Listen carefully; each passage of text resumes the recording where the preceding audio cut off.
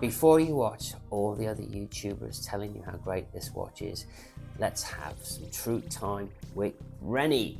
Omega just brought out yet another rehash of an old watch. They've taken bits of the No Time to Die, they've slapped a bit of green on it, and they've added a bit of bronze, gold on titanium they're calling the watch. What do you get for your £10,100? You don't get a lot, guys. You basically get a No Time to Die with some bronze fittings on top. They have given you a bronze helium escape valve, a bronze winder, and a bronze bezel.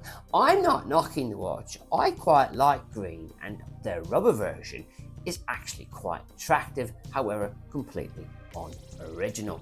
And on the rubber, Omega are actually asking you to pay them £9,400 for a watch with the exact same movement as the No Time to Die.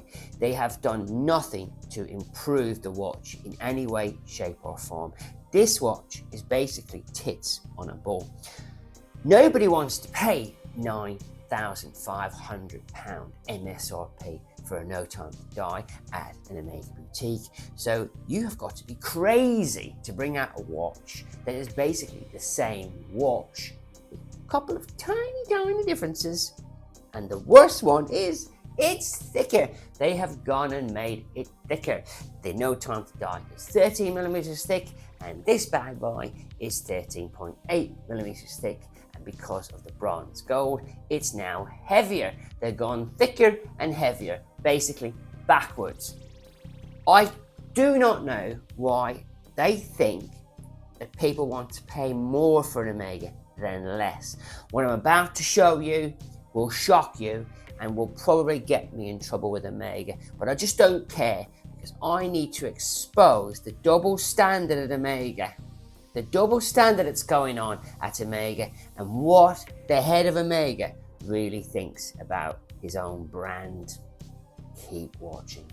Where are you placing Omega? Because, look, Philip the Jack, with his famous line about you don't own it, you hand it to the next generation, and Rolex with its various sponsorships, which is sort of, in a sense, more of a mass market, and yet the pricing of yours and the positioning of Omega, how would you define it?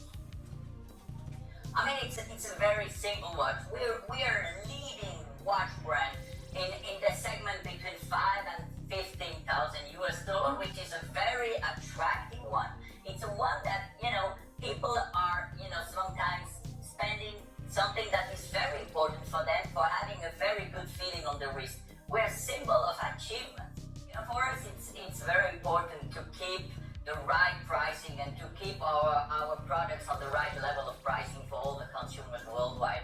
As a luxury leading company in the watch industry, for me it's very important to talk about the price that any consumers, and we have a lot in the States, are going to pay for our products. That's the most important issue, and we're going to work on that as we work everywhere in the world, despite the fact of any tariffs of things. It has to be everywhere on the same price, because it's how we will continue to motivate all the people on a local base to consume all our products. Yeah, what is very important is the whole inspiration. When you buy a luxury watch like Omega, you're just not buying another coffee or another normal things. It's a question sometimes of a lot of time. We still have in one of our boutiques worldwide, and we have 170 worldwide. We see a lot of people coming in, young especially lately, having a lot of information, but being able to, or having been willing to wait until they buy the perfect product. Because when we speak about buying an Omega watch, a luxury product, we think about having this kind of experience, and that's what we are also giving. So for me, it's all about it. It starts from the product, the quality, which is very important, the innovation, the design, and obviously the inspiration. That could be from a